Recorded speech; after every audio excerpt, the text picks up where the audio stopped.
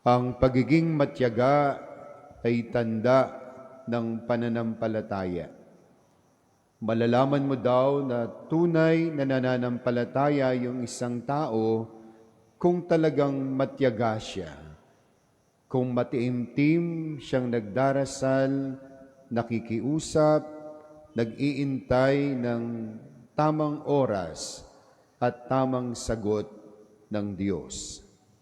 Ganito mga kapatid yung ginawa ng babaeng Kananea sa Ebanghelyo. Nakikiusap siya sa ating Panginoong Kristo para sa kanyang anak na inaalihan ng demonyo. Una, hindi siya pinansin ni Jesus. Kaya nga sabi ng mga alagad, paalisin niyo na nga po yan, sunod ng sunod sa atin.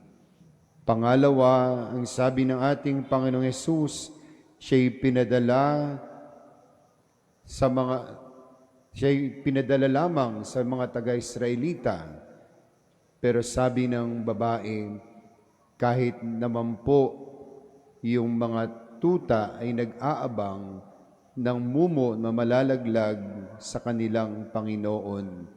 Kasi nga sabi ng ating Panginoong Hesus, hindi tamang ipakain sa mga aso ang pagkain ng mga anak.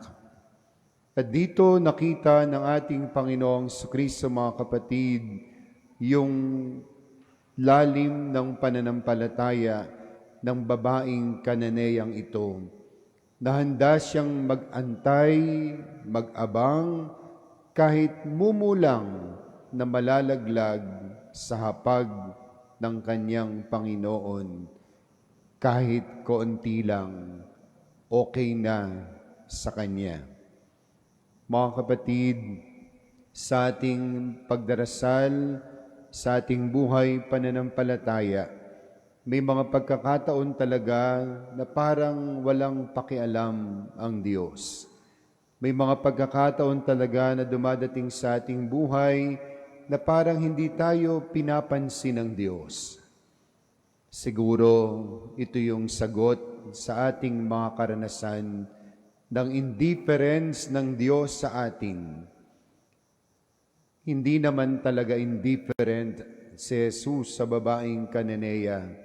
Marahil sinusubukan lang niya kung gaano talaga siya naniniwala at nananampalataya sa ating Panginoong Kristo. At napatunayan yon ng babaeng Kananea. Kung sumuko siya, hindi siguro gumaling yung kanyang anak. Kung sumuko siya sa test ng ating Panginoong Kristo, hindi niya nakuha yung kanyang pinagdarasal. Ganon din sa atin, huwag tayong susuko, huwag tayong titigil sa kalagitnaan ng ating pakiusap, sa kalagitnaan ng ating panalangin sa Diyos. Huwag tayong bibitaw, baka tayo ay sinusubukan lang ng Diyos. Baka tayo'y tinetest lang ng Diyos, mga kapatid, pero sa dulo, ibibigay naman pala niya kung ano ang ating kailangan.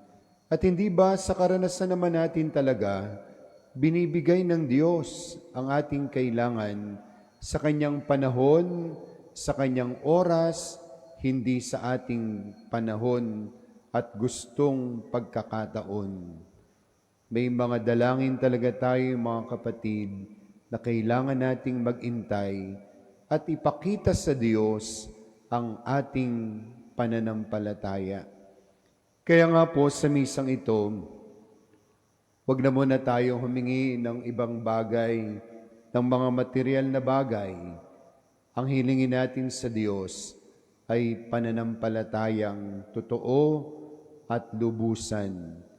Sa mga oras, mga kapatid, na kinakapos tayo sa ating pananampalataya, sa mga oras, mga kapatid, na nalilito tayo sa ating pananampalataya, dahil sa mga bagay-bagay sa mundo, dahil sa mga bagay-bagay na nangyayari sa ating paligid, ang dapat nating unang hinihingi at pinagdarasal sa Panginoon sa tulong ng mahal na Birhen ng Antipolo ay dagdag na pananampalataya.